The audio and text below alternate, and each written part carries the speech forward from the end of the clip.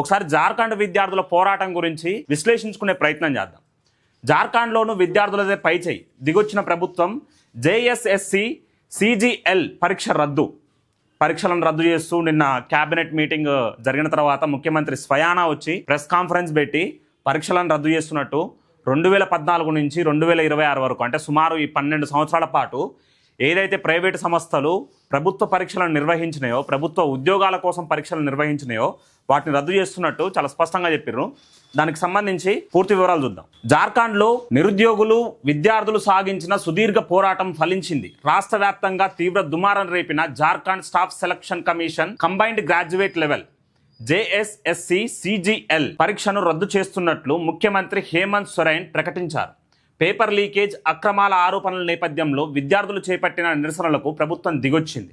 ఇటీవల దేశ రాజధాని ఢిల్లీలో అభిజిత్ దీప్కే నేతృత్వంలో సీజేపీ నిర్వహించిన జంజీ ఉద్యమం సఫలం అయిన నేపథ్యంలో జార్ఖండ్ విద్యార్థుల ఉద్యమంపై జాతీయ స్థాయిలో ఆసక్తి నెలకొంది.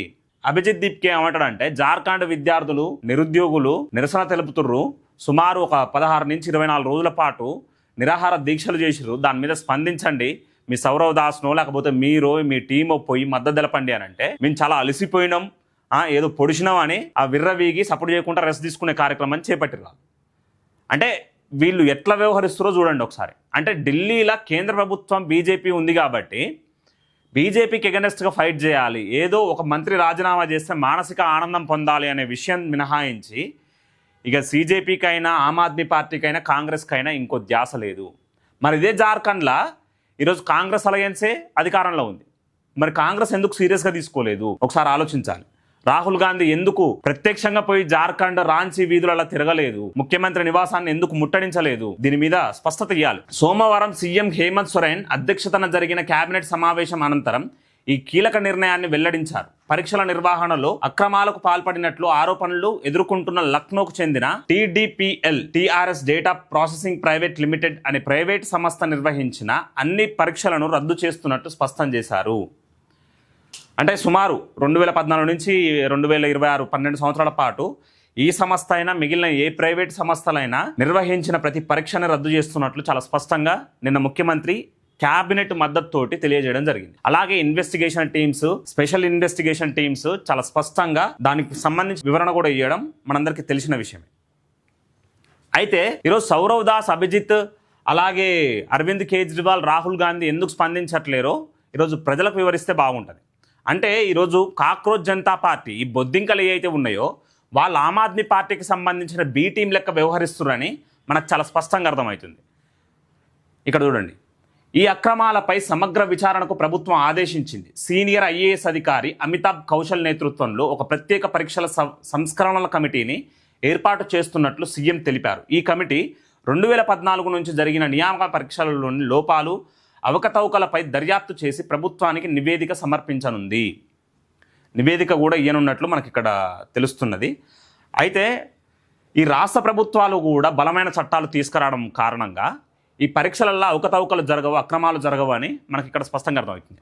అదేవిధంగా ఈరోజు కర్ణాటకలో కూడా ఇట్లాంటి అవినీతి అక్రమాలకు పాల్పడ్డారు కొన్ని కోచింగ్ సెంటర్లైనా, కొంతమంది ప్రభుత్వాధినేతలైనా. దానికి సంబంధించి ప్రశ్నిస్తే ప్రియాంక ఖర్గే, మల్లికార్జున ఖార్గే తనయుడు ఏమంటాడండి, మీరు కూడా ఇక్కడ జంతర్ మంతర్లో చేసినట్టు 24 నుంచి 40 రోజుల పాటు నిరాహార దీక్ష చేయండి, నిరాహార దీక్ష చేసిన తర్వాత లాఠీచార్జ్ చేస్తాం, లాఠీచార్జ్ చేసిన తర్వాత పరీక్షలను రద్దు చేస్తాం, మళ్ళీ కండక్ట్ చేస్తాం, రిక్రూట్మెంట్ చేసుకుంటాం, రాజీనామా చేస్తాం అని అంటాడు. అంటే ఎంత నీచమైన విధి విధానాలు, అట్లాంటి నీచమైన ఆలోచన ధోరణితోటి ఈరోజు కాంగ్రెస్ ప్రభుత్వం కర్ణాటకను రూల్ చేస్తుందో మనం ఒకసారి ఆలోచించాలి. అదేవిధంగా పంజాబ్లో ఈరోజు ఆమ్ ఆద్మీ పార్టీ అధికారంలో ఉంది. పంజాబ్లో కూడా ఈ పేపర్ లీకేజ్లు అనేవి జరిగినాయి.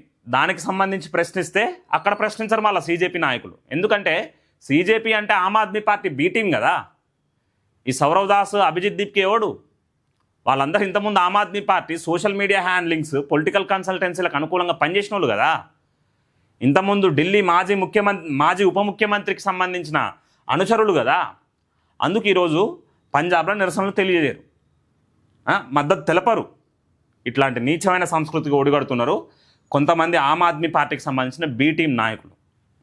ప్రభుత్వ నిర్ణయంతో గత 24 రోజులుగా నిరసనలు చేస్తున్న అభ్యర్థులు ఆనందంలో మునిగిపోయారు. రాంచీలోని జైపాల్ సింగ్ స్టేడియంలో ఒకరికొకరు అభినందనలు తెలుపుకుంటూ సంబరాలు జరుపుకున్నారు. ఈ పోరాటానికి నాయకత్వం వహించిన విద్యార్థి నాయకుడు దేవేంద్రనాథ్ మహాతో ప్రభుత్వ నిర్ణయంపై హర్షం వ్యక్తం చేశారు. అయితే విచారణ పారదర్శకంగా జరగాలని, తమ ప్రధాన డిమాండ్ అయిన సిబిఐ విచారణకు కూడా స్వాగతించాలని ప్రభుత్వం ఆ ఇన్వెస్టిగేషన్ కోరాలని రాష్ట్ర ప్రభుత్వానికి కూడా విజ్ఞప్తి చేయడం మనం చూస్తున్నాం. అయితే ఈ నిరాహార దీక్షని ఉపసంహరించుకోరా అనేది ఇంకా తెలియాల్సిన విషయం అయితే ఉన్నది. అయితే దీనికి నిరసనగా 2014 నుంచి 2026 వరకు సుమారు ఒక 2000 మంది ఏమో రిక్రూట్మెంట్ అయ్యారు, ఉద్యోగాలు కూడా చేస్తున్నారు.